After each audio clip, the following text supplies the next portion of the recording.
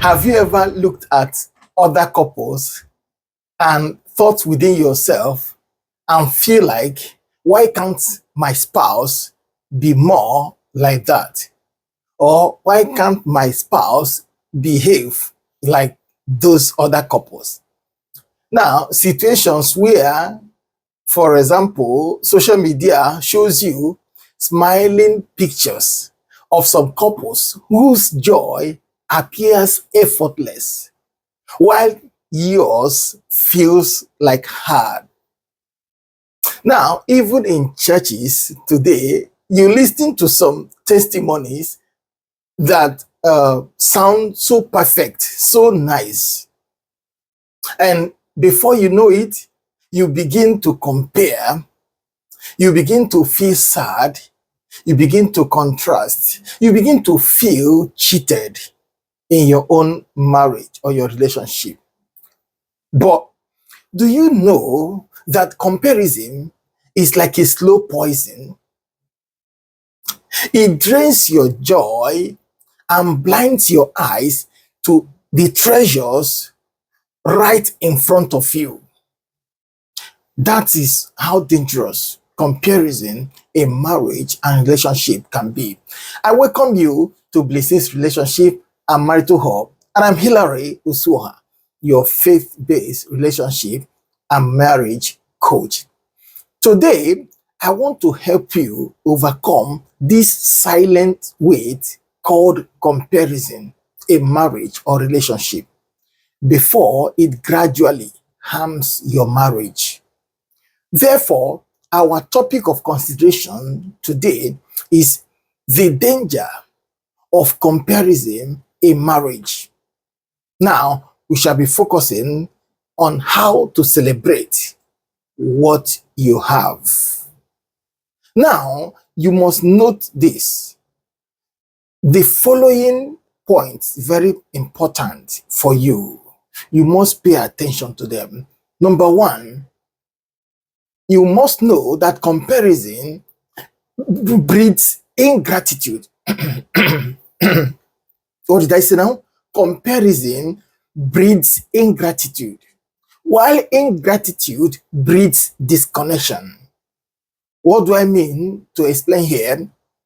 When you focus more on what others have, you will stop thanking God. You will stop appreciating God for what you yourself have. And when you stop appreciating your spouse for whom they are, for what they are, for whom God made them to be, what happens is that emotional distance begins to build up. Emotional distance begins to grow. Now, in the book of Philippians, chapter 4, in verse 11, hear what Apostle Paul said.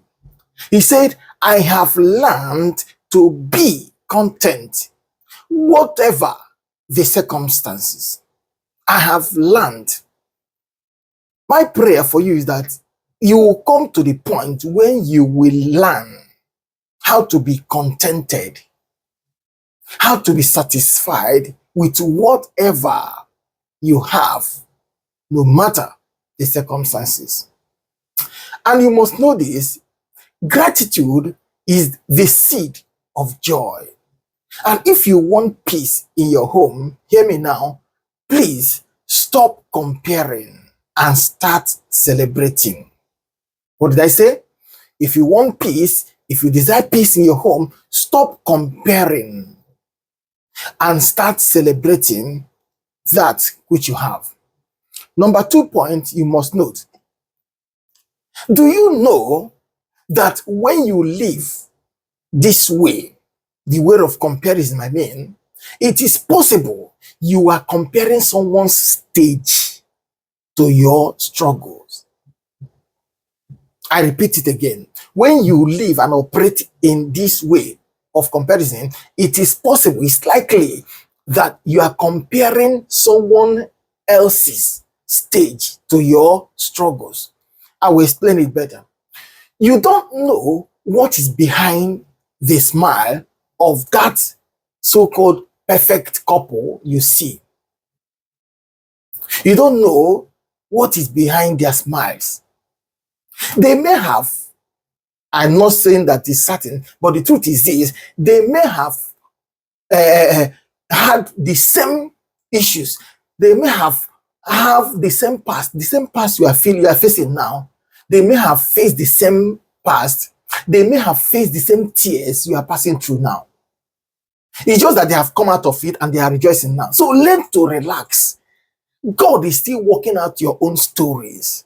Don't abort it by idolizing someone else's highlight reels. Focus on yourself. Focus on what God has put in you. Your own time is coming.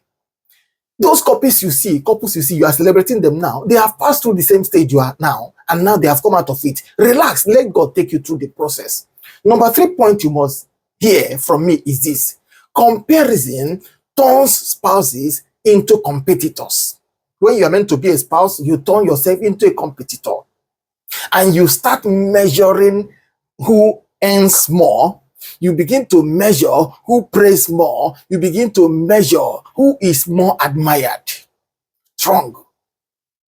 And this is what gives birth to envy and jealousy.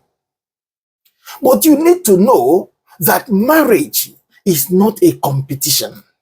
Marriage is a covenant.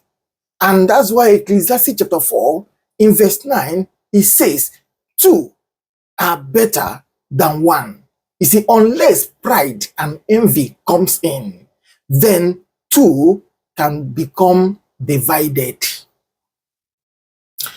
Number 4 point you must note, very important also.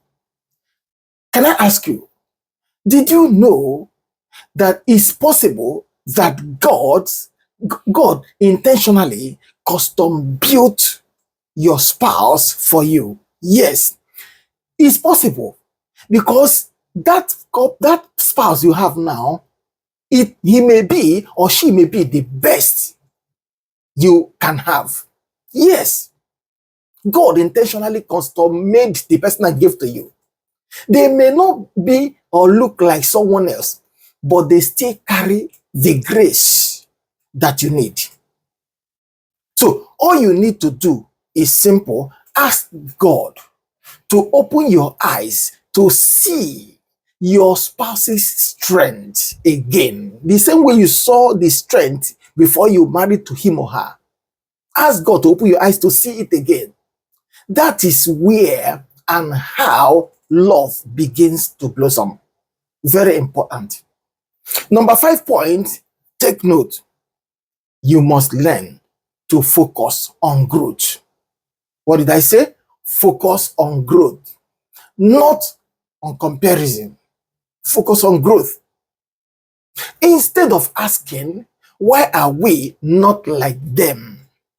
Begin to ask, how can we grow together in this business called marriage? Yes, remember that growth is holy. Comparison is toxic. Nothing gives headache like comparison. Now, no wonder the Bible says that he that compares himself with others is not wise. It's foolishness to compare and contrast. So let your prayer be, Lord, help us become the couple you designed us to be. That should be your prayer. That should be your heart's cry. Now, as I conclude, my final word of advice for you is this. You don't need a better spouse. You need a clearer vision to be able to see what you have. What did I say? You don't need a better spouse. You only need a clearer vision to be able to see that which you have. Don't lose what you have before you realize how important they are to you. Remember, don't forget that things in your hands, that which is in your hand, that which you have now, which you don't value, is someone else's prayer request. There are people that what you have now, you don't value them. if they ask those people to pray, their prayer is to have that which you have now, which you don't value, you commonize.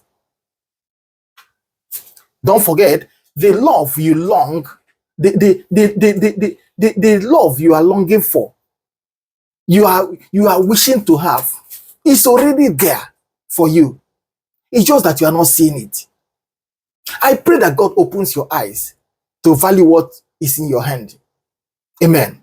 Now, don't forget to subscribe to BlissHills Relationship and Marital Hub for more God-centered, practical teachings that revives love, that strengthens faith, and also heal marriages. Congratulations. I will see you again in our next video. Until then, keep building, keep trusting God, keep working hard to make sure that what you have, you don't lose it to carelessness. Be blessed.